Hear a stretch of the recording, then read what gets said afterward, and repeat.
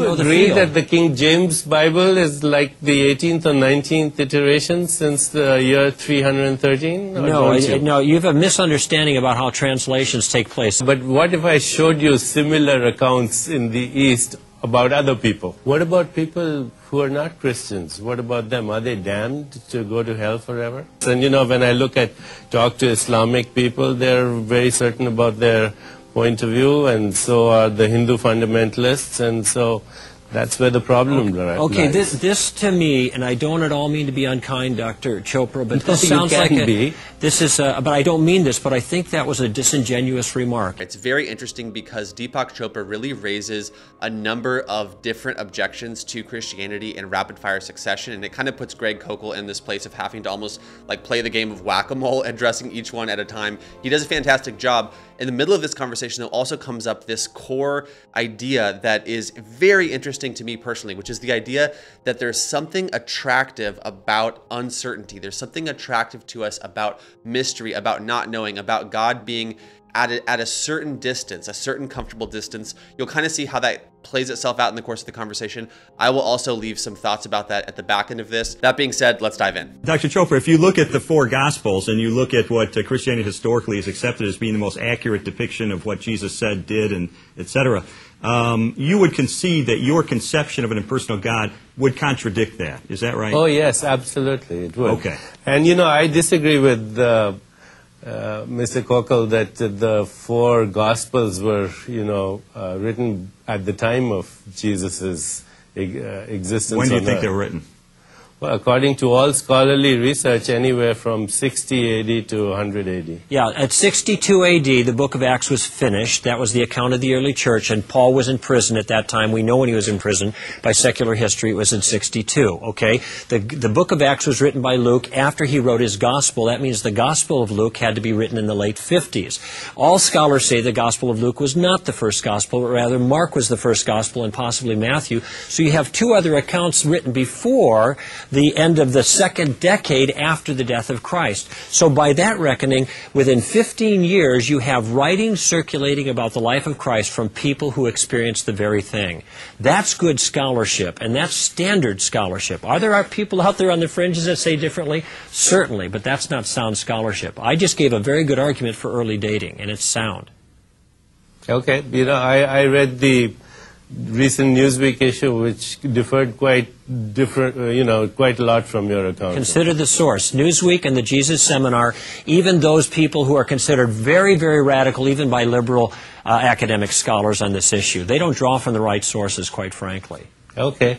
You must draw from the right sources. No, there is a wide variety of sources to draw from that mainline evangelical and non-evangelical scholarship to draw from, and they didn't do that. I mean, I just know the field. Do you agree that the King James Bible is like the 18th or 19th iteration since the year 313? No, you have a misunderstanding about how translations take place. This is my field.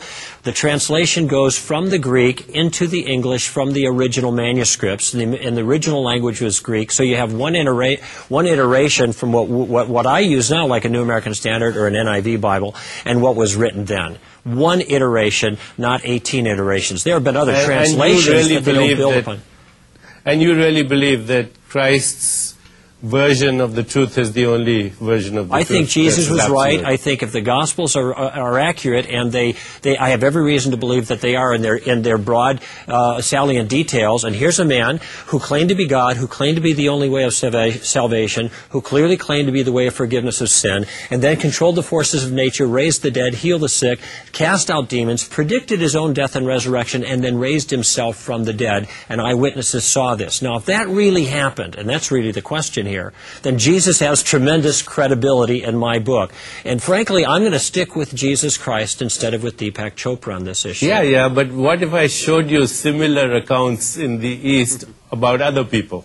Then I'd have to see whether the justification, if you are just as critical of the historical reliability of those documents as you are of the gospel accounts, and to see if those documents have as well attested evidence for their historical reliability as the gospel accounts. So far, I haven't seen that. Well, I think personally both East and West versions of God are mostly mythical and not historical. Does it come down to the issue of truth, Dr. Chopra, that can we or can we not know the truth about God? I think in a certain state of awareness, when we can experience deep stillness within us, we can get a great taste for it. But I don't think we can, in the relative, ever know the truth unless we are willing to embrace our own uncertainty and take that leap of faith and say, I'll trust the unknown because of what I've experienced. But, you know, my faith doesn't come from a book. Okay. Not even mine. Well, the idea of truth is diametrically opposed to taking a leap of faith. Listen, Lee, if you can't know what the truth is on things in general, you will not survive 24 hours. Everybody who gets in a car, everybody who takes medicine, everybody who walks out the door has to have some way of assessing what the truth is. But now, lots these of kinds people of questions have religious truth that's so different. Well, this is the question: is whether it's truth or not. Why has this version got to be the only one that's true? I'm not arguing right now that this one is the only one that's true. What I'm trying to argue is that they can't all be true. And just because you have people who have different conceptions of truth doesn't mean that all conceptions of truth are equal. If people have a different conception of truth, then obviously they could be mistaken. They're as fervently convinced as you are that that's their right. version That's is why true. it doesn't matter how fervent a person is. What matters is the reasons he has for believing what he believes. Before the break, Dr.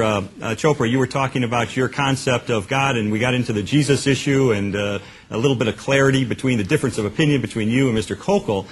You had said that you carry around the Sermon on the Mount, which Jesus delivered, in which he did some of his teaching, and yet Greg was saying that there are other teachings of Jesus concerning judgment, concerning sin, and so forth, that you don't subscribe to. So how can you kind of pick and choose what you want to take from Jesus and mix it with other people?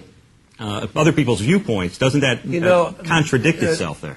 The King James version of the Bible is about the 19th iteration. If you go look at the history of Christianity, Western Christianity began about 313 AD when King Constantine decided to adopt it for political reasons. There are versions of Christianity that are quite different. You know, St. Paul went west and then others went east. And even amongst Christians, there are a wide variety of ideas about what Christ said or did not say. You know, we have no direct evidence of what he said because the Gospels, even the 4 Gospels, were written long after the death of Christ. And there are other Gospels which we are more familiar with in the East, and we have a tradition of really having reverence for Christ as a messenger of God, but not the only messenger of God. And all I can say is that's the worldview I was brought up with. Yeah.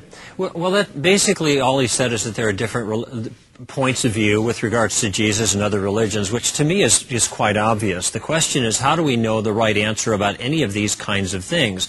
You go back to the primary source documents that give you the information about those people.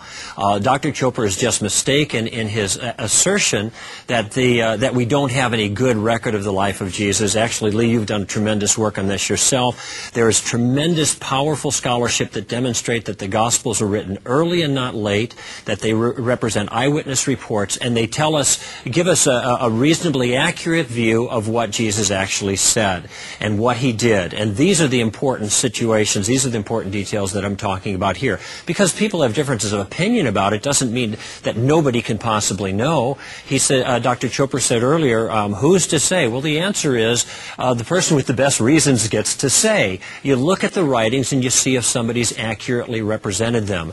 I could take some of the things that Dr. Chopra has said today, and I could isolate them and characterize him as a fundamentalist Christian who believes exactly as I do. If I were to do that, he would consider himself ill-abused, and he'd be right. But we think nothing about doing the same thing with Jesus, isolating those things that fit into our worldview and make Jesus into somebody like us, rather than letting him be himself. By the way, Christians do this as well. It seems manifestly clear in any record of what Jesus had to say that Jesus wasn't a Hindu mystic. He didn't believe in cosmic consciousness. He was a Jew. He was a monotheist. He was a Jewish rabbi. He held to the Old Testament, and he made some corrections in people's misunderstandings, but his worldview was a Jewish biblical worldview and not a Hindu worldview. And we would be well to read Jesus' statements in light of that if we're going to take him seriously. One of the reasons we quote Jesus, and Dr. Chopra does as well, because Jesus is someone to be contended with. If he is, we should listen to him carefully and be very careful that we get his statements right. Okay, Dr. Chopra? What about people who are not Christians? What about them? Are they damned to go to hell forever? Well, the answer to this is very simple in a broad sense. I mentioned earlier that reality has a way of bruising people who don't take it seriously. Whether I'm right or whether you're right in our respective views, there are consequences to people who get it wrong. If you're right and I get it wrong, I'm going to be hurt by that, Dr. Chopra.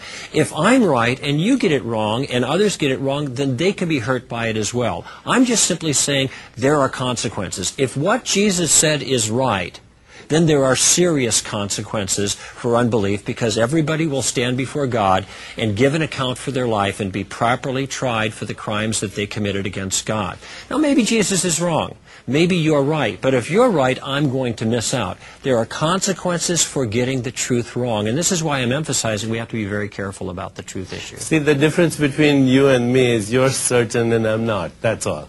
You know, and my uncertainty I'm willing to embrace, and I'm comfortable with my uncertainty, and you seem to know the truth. So that's our essential difference. And, you know, when I talk to Islamic people, they're very certain about their point of view, and so are the Hindu fundamentalists, and so that's where the problem lies. Okay, this to me, and I don't at all mean to be unkind, Dr. Chopra, but No, this you sounds like can be. but I don't mean this, but I think that was a disingenuous remark. You must have 8 or 10 titles that have sold hundreds of thousands, maybe millions of copies of Millions, books, yeah. in which you are telling people what you think the world is like, and you are enjoining them to believe their way.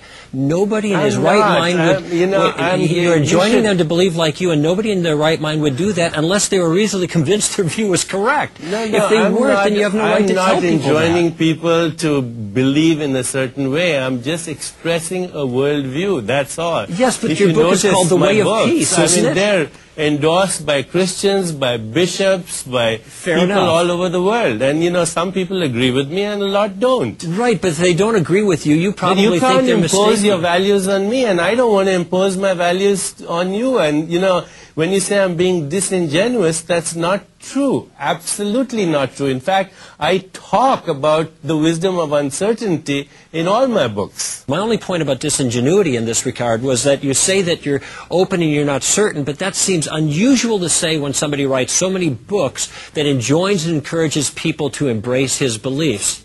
You know, I talk about uncertainty all the time. I talk about an evolving worldview. I talk about the fact that science is discovering that at the heart of creation, there is omniscience, there is omnipresence, there is omnipotence. But I cannot conceptualize that in somebody who's a person who has been squeezed into the volume of a body and comes from a particular ethnic background. Okay, well, you can't conceptualize that, but since you're uncertain, it might be the case then, because maybe you can be wrong, as you said, that this point of view is the correct view, even though it's hard for you to conceptualize, that the things that Jesus said taken as a But you whole... seem to be very and sure that your point of view is correct, No, aren't you? I'm pretty confident, but that's because I've Yeah, looked so good carefully... luck.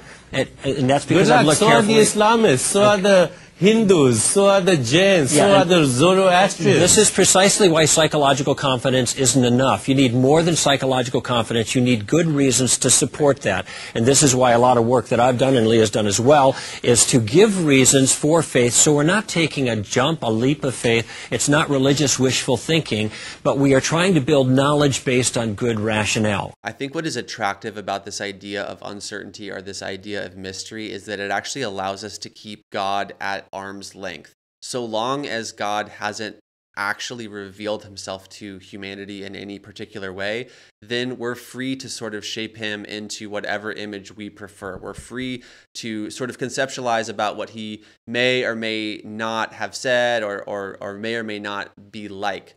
But the second that you say that, no, actually God has revealed himself to humanity, God actually has entered into history in the person of Jesus and said specific things and done specific things, that is such a dramatic claim that we actually then have to reckon with that, and we have to make an assessment. Do we like what Jesus has said? Jesus' message is that you have to die in order to live, that you have to acknowledge that there is a moral deficit within yourself in order to be humble enough to actually receive the eternal life that he gives. There's this riddle that exists at the core of reality, which is, how does a perfectly holy God who wants to enter into relationship with humanity, when humanity is not holy and not suitable for him, how does he solve this riddle and still get the relationship that he desires from people? And how does he still bless us with his goodness and with his perfect love in the process? And the answer to this riddle is actually the gospel message. This is the very core of Christianity, is that God so loved the world that he gave his only begotten son, that whoever believes in him should not perish but have everlasting life. A God that has actually made himself known to us in the form of Jesus is the best case scenario for humanity, because what it means is that our God is not just our creator, but he's also our redeemer, and he's also our rescuer, that he actually has acted towards us in a way that is heroic, that he's actually laid down his life for each individual person, like a hero taking a bullet for someone in the middle of war. We have to, in order for that to appear beautiful to someone, we have to recognize our need for God. Most people, I really believe, have a self-assessment that is higher than is true, and an assessment of God that is lower than what is actually true. So the real challenge or sticking point or rub here is that we must rightly view ourselves, that we actually do need God, that we actually need Jesus. We need to have this idea of a contrite heart. And I'm telling you, knock and the door will be opened, seek and you will find. There's more to life than just work and play. There is literally the stakes of eternity. There is the ability to have a relationship with God himself through Jesus Christ, which is, I can't think of anything better. So this being said, I'm blathering on. I'm going longer than I expected to, but I hope you guys enjoyed this video, and I'll see you in the next one. Thanks a lot. Peace. Bye.